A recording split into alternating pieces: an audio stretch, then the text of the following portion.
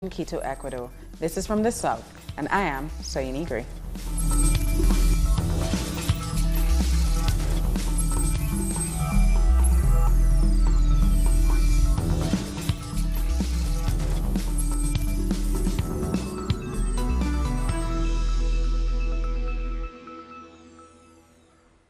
Colombia has recognized Palestine as a free, independent and sovereign state. The government of Juan Manuel Santos made the recognition via a letter issued on August 3rd, just days before he left office. The decision was announced by the Palestinian embassy in Bogota on Wednesday. The decision comes as a surprise, given Colombia's military alliance with Israel. However, the country's new president, Ivan Duque, has said he will review the decision. This is very important because everybody knows that Colombia, until recently, was the only country that didn't recognize Palestine as a country. Colombia has been an ally for Israel and the United States, but despite that alliance, finally the Colombian government recognizes the state of Palestine. Colombia now joins the Latin American community supporting the Palestinian cause for their rights and their struggle. On her trip to Colombia, the U.S. ambassador to the United Nations, Nikki Haley, visited the Venezuela border and reiterated her country's anti-Venezuela stance. Paula Fernandez has more. U.S. Ambassador to the UN Nikki Haley has visited Colombia. She headed the delegation that accompanied Ivan Duque's presidential inauguration last Tuesday on August the 7th. She also visited the border between Colombia and Venezuela. She was at Cúcuta talking to some of the Venezuelans that crossed the Simón Bolívar Bridge and also voiced strong criticism of President Nicolás Maduro. Let's remember that she was the spokesperson that tried to report the Venezuelan situation at the UN and has declared her opposition to the Venezuelan government. She stated that the U.S. will send $6 million to take care of the Venezuelan people who arrived to Colombia, and said that it is Ivan Duque who must take care of this situation, but didn't recognize the responsibility of other countries, hers included, in what's going on. Despite her statements in regard to Venezuela's government, she never mentioned the assassination attempt against President Maduro, which has been considered as a direct attack on Venezuelan sovereignty. And Argentina's Senate rejected a bill seeking to legalize abortion. Our Sabrina Roth has been following this story. The state Senate has officially rejected the voluntary pregnancy interruption draft law. There were 38 votes against this and 31 in support, 2 abstentions and 1 senator who couldn't attend because she was on maternity leave. We talk about Maria Eugenia Cadalfano. People partied on the streets despite this decision. Thousands of women and youngsters celebrated that this issue is now part of public discussions in Argentina and stated that someday it will be a law. Sadly, this issue cannot be discussed again this year. And after the vote, President Mauricio Macri, who is a pro-life supporter, said that the debate will continue in the country. He also promised to increase sex education in schools and the distribution of contraceptives. Here we have a fundamental problem that will not change with one more or one less law. We understand that these are debates that are starting and will continue. Of course, these debates are going to continue happening because we as Argentinians are maturing in freedom. We're understanding what it means to live in a democracy with full freedoms. We have to learn to listen to the others and understand that the other can have a different view. Although Argentine people, along with women movements, contribute with the decriminalization of abortion, most lawmakers in the lower house chose to turn their back on one of the historical steps of modern democracy, the right to choose. We're convinced that this bill needs to become a law, so we will continue to insist and support the legal abortion campaign. We all know that between 250,000 and 500,000 back-at-street abortions are practiced every year, in which 50,000 women are hospitalized. Like activists and senators who promoted and defended the bill, they warned that the Senate should have provided a definitive solution in order to end this controversial issue. Today we are not proposing an alternative to a problem that exists. The problem of abortion exists in Argentina. Whether or not we agree, it happens, and we must give a solution as lawmakers. You do not like this solution? Let's discuss another one. But today, we are not discussing any kind of solution. Today, we are just turning our backs on this bill. I am surprised that there are even some opposition lawmakers that are demanding a public health policy to prevent this kind of injustice. Workers and union members from state news agency Telam, which protested about 357 dismissals, confirmed that by the next year the decriminalization of abortion bill will be presented again in the lower house. I think that somehow we've accomplished victory because we started an important transformation, and I think that this is a great achievement for us. The women's movement began fighting for this right many years ago, so we will continue mobilizing on the streets. We will continue to fight for our rights. Under the sexual education campaign, such as the use of contraceptives methods not to avoid illegal abortion in the case of the mother's health, the green tide is here to stay. And until the government passes the bill, the voluntary termination of pregnancy will continue to occupy all the spaces of different Argentine social sectors. More news in a minute, but first here's a video from the team in multimedia.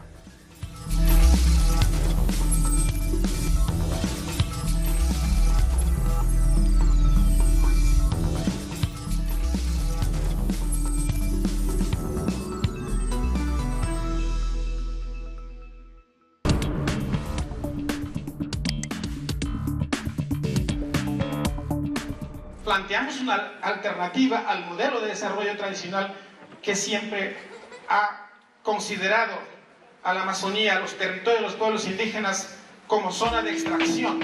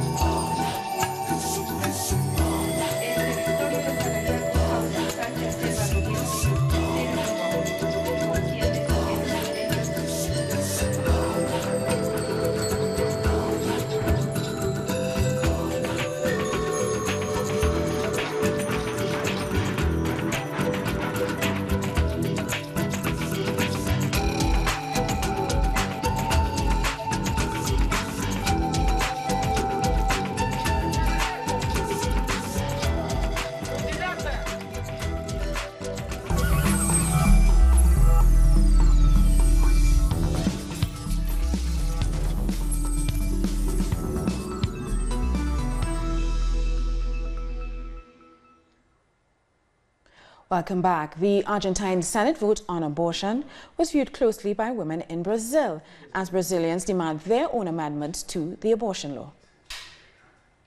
Brazilians and Argentine residents living in Brazil protested outside of Argentina's consulate when the Argentine Congress voted on the issue of safe and legal abortion. It's not just to be in favor of abortion, but also in favor of sex education. The law encompasses much more than just being in favor or against abortion. I think they have to be aware that there is a real situation in which many women die every day from illegal and secretive abortions. Other Brazilian women opted to travel to Buenos Aires to experience an historic day for the struggles of Latin American women. I'm going as a representative of the Party for Socialism and Liberties Women's Commission to bring back a bit of the experience of the organisation and of the fight there, because we need inspiration for this process and if we want to be victorious in our own struggle in Brazil. Over the last week, Brazil's Supreme Court debated the very topic. Abortion is a complicated issue in Brazil, mainly because of the conservative right and religious sectors. But we never stop discussing the question of abortion in Brazil. The struggle and work on this issue is constant. We're living under very difficult forces, and we know that we'll be able to change things only if women take to the streets. The subject of abortion was once again given an audience this week and brought to the public once again. In 2015, before being jailed for corruption, then President of the Chamber of Deputies, Eduardo Cunha, pushed for the penalization of abortion in cases of rape, risk of death for the mother or fetus, which is currently permitted in Brazil. The massive response of Brazilians in the streets was able to stop the backwards and regressive step. We also know that senators are opportunists. They change their vote intentions. I think that just going out is a big step. If not this year, it will be next year when we are able to change the composition of the Senate chamber, and we're well on our way. The Brazilian Supreme Court Minister Rosa Weber must prepare a report for the discussion on criminalization of abortion to be addressed in the Brazilian courts. She will then have to define a date for the 11 ministers to decide whether or not abortion can be carried out before the 11th week of pregnancy. On August 8th, there were also protests in front of the presidential palace in Costa Rica to demand free, legal, and safe abortion. New generations, same struggles. More than 40 student, political, women, and other social movements have launched a campaign for legal abortion in the country. They are mostly young people, and today, they demanded to be heard. It's a campaign we want to extend to a national level. We want to begin the fight in this country for free, legal, and safe abortion, like other countries in Latin America and the world. Hundreds marched to the presidential palace to ask the president to sign the regulations which would implement therapeutic abortion, which has been legal since 1970. We are here to demand President Carlos Alvarado sign the technical regulation. There are many women in this country whose life and health are at risk, and he doesn't want to sign for political reasons. Protesters say the absence of this regulation means therapeutic abortions are not performed in the safety of clinics and public hospitals. Because of the absence of a technical regulation, these abortions are not being permitted as they should be. Women are not informed about their right to choose, and doctors oftentimes are scared to be sanctioned, or for reasons of morality, they don't perform them. The legal abortion movement knows it is not an easy path to free, legal, and safe abortion as a human right. But we know this is a long path and that we will really need to gain more power than we have at the moment. What we really want to do is to call all people who agree with us to support us to come to the next demonstration so the next one is even bigger. The solidarity comes as their Argentinian peers have lost the first round in their fight for safe and legal abortion, since it did not pass in their Senate. In Ecuador, hundreds gathered in solidarity with the women of Argentina. They stood outside Argentina's embassy in Quito as the debate went on in the Argentine Senate. Women wore the green bandanas, which have become the symbol for the movement for women's right to abortion in Latin America. And they said that the fight was bigger than Argentina. A woman's decision about her own body and about her interests is very important. That's why the Senate should guarantee a safe and legal abortion. This is a fight that goes beyond borders and cultures. We are here because we believe that the real emancipation begins when we start having control over our own bodies. Over 400 children and teenagers in Guatemala lost their lives to violence, and that just during the first half of 2018 alone. The alarming statistics were revealed in a report by the human rights organization Grupo de Apoyo Mutuo, which says that the youth are among the most at risk for violence in Guatemala.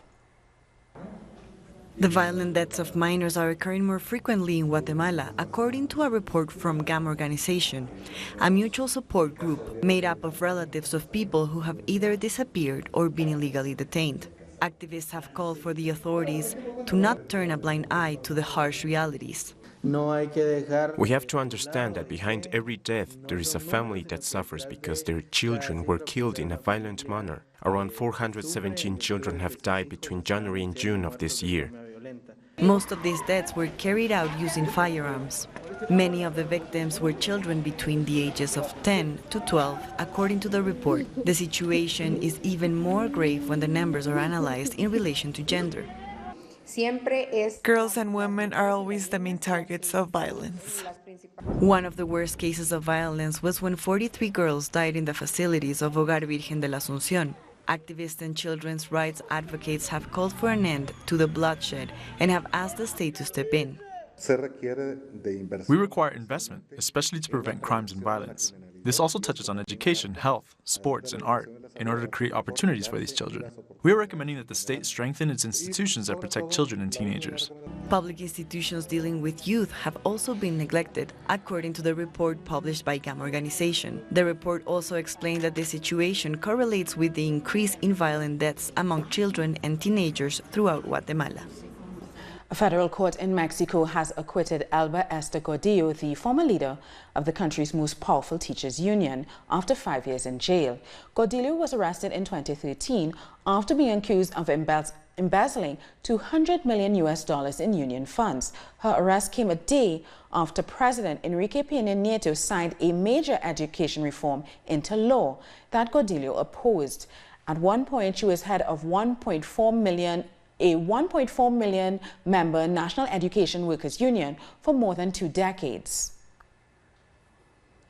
The presidential sash and medal worn by the Bolivian president, Evo Morales, has been found after they were stolen. The police lieutenant responsible for guarding them had put the items in a backpack in his vehicle to take to the central city of Cochabamba, where Morales was due to wear them for activities at Independence Day celebrations, according to the local media. He was arrested for breach of duty. The theft, which was verified by the Defense Department, was caught on security video camera. Barbados' Attorney General Dale Marshall says at the moment there are no plans to bring charges against Donville Innes. He's a former government minister who's facing fraud charges in the United States. Innes was a minister in the previous cabinet. The charges against Innes were brought by a foreign entity, but the AG says if evidence is found locally, then local charges will follow as well. AG Marshall says since he's taken up office, every day his department has been uncovering daily examples of what he called incomprehensible decisions by the previous government and state agencies. This event is without precedent in the history of Barbados. We have never had a person who was involved in public life to this extent being brought before our courts, and so far as we are aware, we've never had an individual in public life brought before any other jurisdiction's courts. And let me say at the outset that this is nothing that we should take any pleasure in. We went through a campaign speaking almost nightly about corruption. We went through a campaign where we sought to draw to the public's attentions instances where we felt that the proper standards in public life had been fallen away from by the last administration. Time now for another break, so join us again after another look at what our multimedia colleagues are reporting.